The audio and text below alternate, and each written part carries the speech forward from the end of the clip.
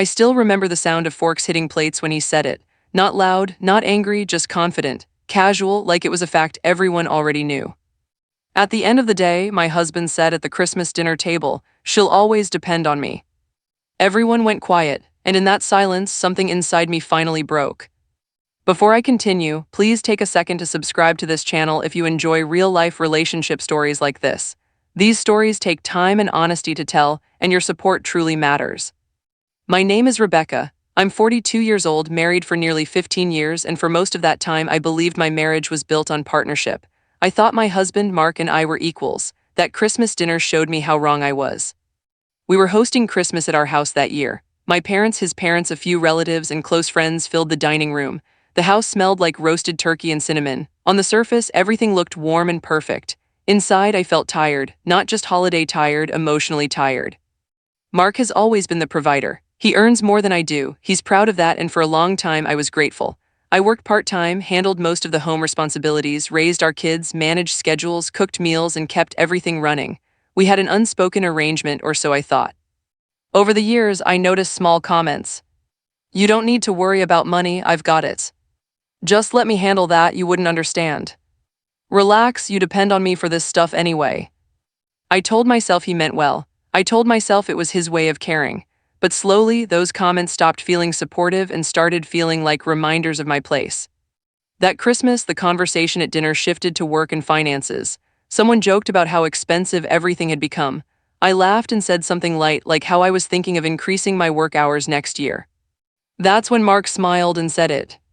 "You can try," he said, chuckling, "but she'll always depend on me." He didn't look at me when he said it. He looked at the table, like I wasn't even part of the conversation. People laughed awkwardly, someone changed the subject, but I sat there frozen, feeling small in my own home. Later that night, after everyone left and the house was quiet, I finally said something. "What you said at dinner hurt me," I told him. He looked confused. "What? That was just a joke." "It didn't feel like a joke," I said. "It felt like you see me as incapable." Mark sighed. "Come on, Rebecca, you know I take care of you, you'd be lost without me." That sentence landed harder than the one at dinner. Lost without him. That night, I lay awake thinking about all the times I had asked his opinion instead of trusting my own. All the times I didn't apply for jobs because he said it wasn't necessary. All the times I let him handle everything financial because it was easier. I realized something painful. I hadn't just allowed him to believe I depended on him, I had helped build that belief. But that didn't mean I had to live with it forever. I didn't announce anything, I didn't argue, I didn't threaten. I just started changing things quietly. After the holidays, I increased my work hours. I updated my resume.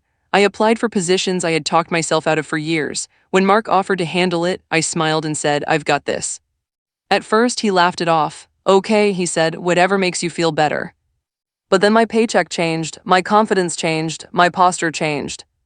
I opened my own bank account. Not secretly, I told him. He raised his eyebrows but didn't stop me. "I just want my own money," I said. "That's not a problem, is it?"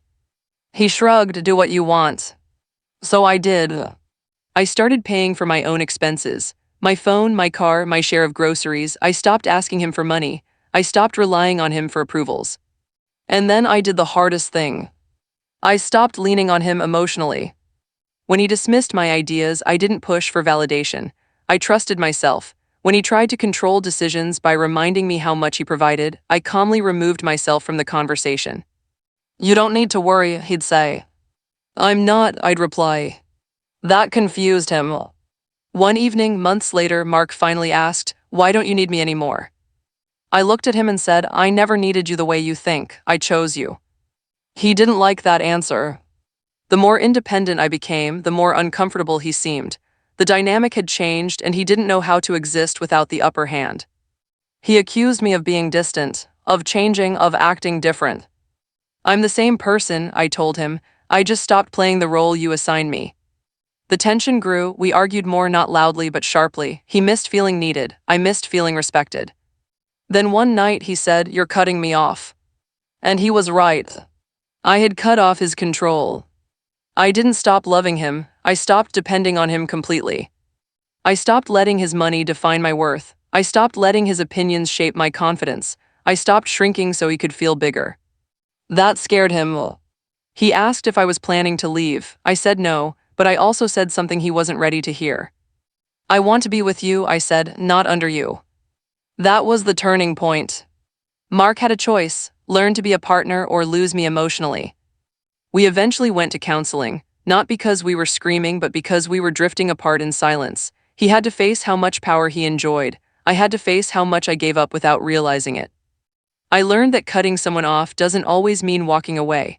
Sometimes it means cutting off access to the parts of you that were being controlled. Today, our marriage looks different, healthier in some ways, still challenging in others. Mark no longer jokes about my dependence. He asks instead of tells, listens instead of assumes. And I no longer confuse love with dependence. That Christmas dinner changed my life, not because of what he said, but because of what I finally understood. Depending on someone isn't love. Being chosen freely is. And the moment I stopped depending on my husband completely was the moment I started standing on my own feet again. If this story resonated with you, please subscribe to the channel, share your thoughts in the comments, and let me know if you've ever had a moment that quietly changed everything for you. Sometimes the loudest wake-up calls come in the calmest voices, right across the dinner table.